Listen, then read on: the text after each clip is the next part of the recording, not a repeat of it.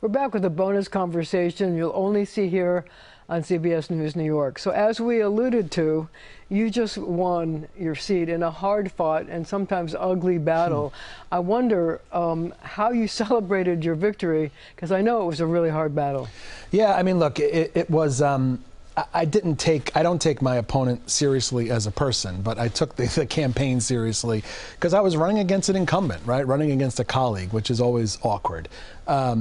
But we fought really hard, knowing that there was nothing bringing people out to vote on the top of the ticket. There was no big marquee race, right? It was basically our council race was the only competitive thing on the ballot in our neighborhood.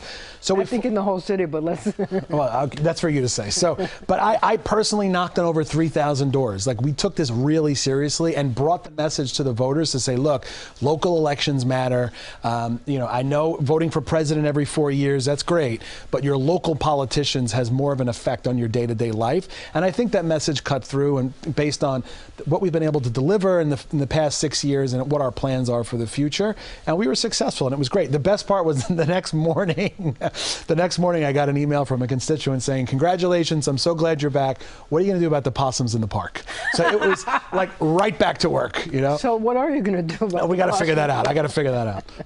We've got to balance the budget first. I have a possum in my backyard. Do you think you could come and take care of my possum too? I got my backyard. I have possum, skunk, and raccoon. I'm going to start charging admission.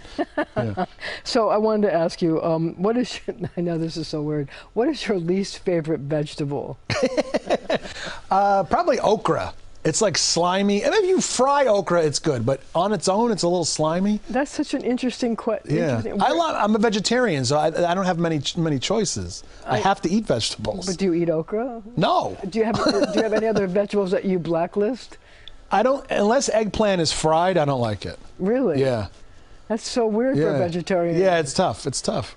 So, well, what's your favorite vegetarian meal? That's a good question. I don't know.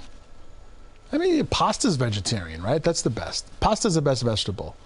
I have this feeling that people are going to write in about that. So, what was your first tattoo? The first thing I got was, I got some Chinese characters on my leg that said like love and sincerity or something. It's a long time ago. This is people don't think about.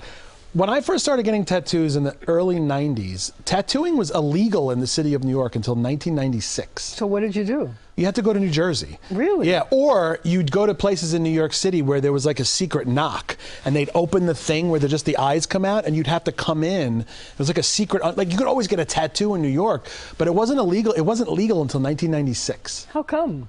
Something about hepatitis or something. There was some law they passed back in the 50s. But yet here you are, you never got hepatitis. No, I did okay. So far so good. So I want to know, how would you describe your path from punk band to politics? It was an unorthodox path, but for me it was always about helping people. And I think I really fell in love with local politics when I started working for my predecessor, Vinnie Gentili. Working in a local government office where average people come in off the street, they've got a problem, they need help navigating their government, and you can undo their knot in like an hour or two and send them on their way, and you make them believe in the system, right? You make them believe in the system that they pay their taxes into. That's when I really fell in love with government, because it's problem solving at the end of the day. You know, I was really moved by when you just said you undo that knot. Yeah. That's a really powerful thing to say, because most people, and I encounter when people call me as well, they don't always understand how to deal with government. Yeah. And to them it's like some weird and unfathomable thing. Yeah. But to do that for somebody is really... It's huge, and people never forget it. And I think that's what, ultimately, that's why local politics I love, like getting potholes filled and putting up a new stop sign and building a new school. That's stuff that affects people's day-to-day reality. You know, I think the things that happen sometimes in higher levels of government obviously are very important, but a little more cerebral than your day-to-day reality. And having to get rid of the possums in the Well, sure, yeah, of course. So I wonder, did you imagine this course for yourself, or did it just find you? It just found me. I wasn't one of these kids when I was 4 years old running around with a bow tie saying I want to be president one day. I never really cared about politics. I got into union organizing when I worked at a radio station, and that's when I started thinking more and more about it. But it wasn't until I really fell in love with local government that I was like, wow, I think I could do this. And I think it's important for people that are looking to get into politics that there's no standard path, right? I was a kid in a punk rock band sleeping on floors in random countries across the world, and now I'm a politician. There's no you don't have to be a lawyer, you don't have to do a certain thing. If you care enough about making your neighborhood a little bit better, then that's all you need to run for office and I try to leave my world a little bit better than how I found it, and I think that's a victory. It sounds to me like you get the most satisfaction from untying the knots for people. Absolutely. As opposed to the fact that you are the chairman of the finance committee that has a lot of like life and death decisions to make. Yeah. I mean, it's important to remember I'm one of 51 in the city council, and I'm in leadership in the council, and as chair of the finance committee, obviously have a lot of responsibility. But you can't forget that. You can't forget where you came from. You can't forget that your neighbors elected you. First and foremost, you have to be there for them. And do you find that a lot of people are beating a path to your door these days? Oh, absolutely. Yeah, everyone wants to be my friend now. Well, I mean, I want to be your friend. Sure, too. You're my friend. I want you to get rid of my possum.